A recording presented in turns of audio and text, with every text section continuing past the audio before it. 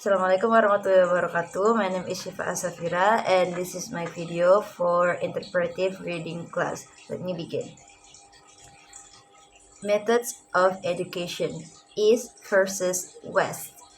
A teacher from a Western country recently visited an elementary school in an Asian country. In one class, she watched 60 young children as they learned to draw a cat. The teacher drew a big circle on the blackboard, and 60 children copied on their papers. The teacher drew a smaller circle on top of the first circle and then put two triangles on top of it. The children drew in the same way. The lesson continued until there were 61 identical cats in the classroom. Each student cat looked exactly like the one on the board. The visiting teacher watched the lesson and was surprised.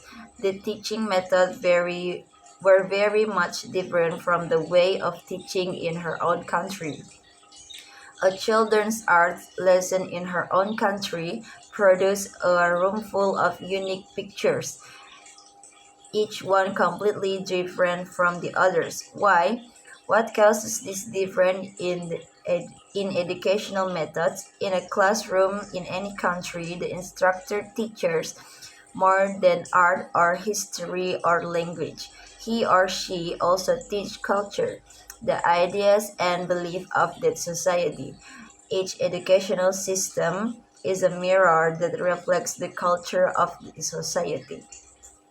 In a society such as the United States or Canada, which has many national, religious, and cultural differences, people highly valued individualism, the difference between people.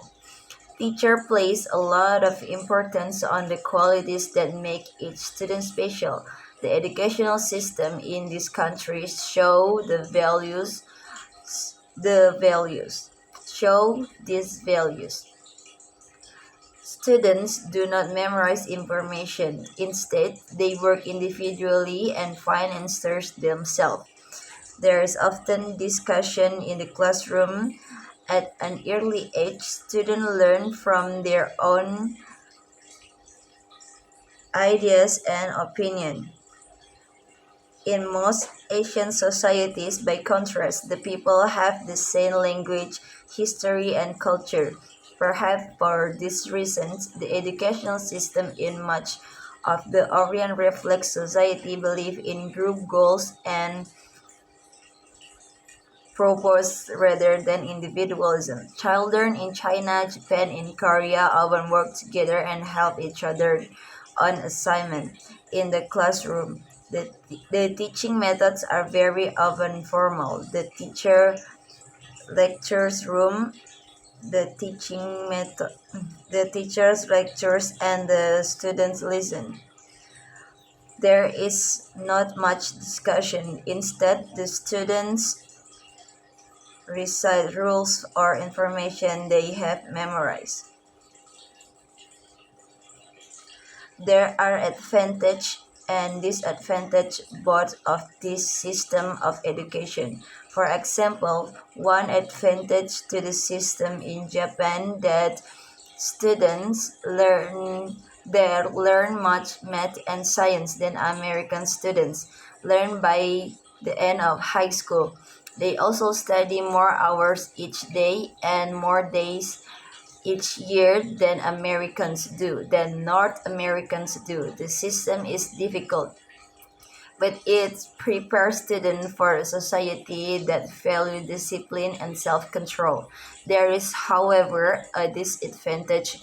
Memorization is an important learning method in Japanese school, yet many students say that after an exam they forgot much of the information that they have memorized.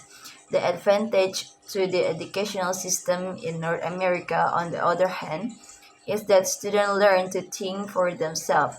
The system prepares them for a society that values creative ideas. There is, however, a disadvantage.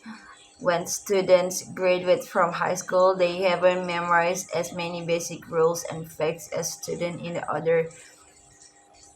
other countries have. So that's all for my video today. Wassalamualaikum warahmatullahi wabarakatuh.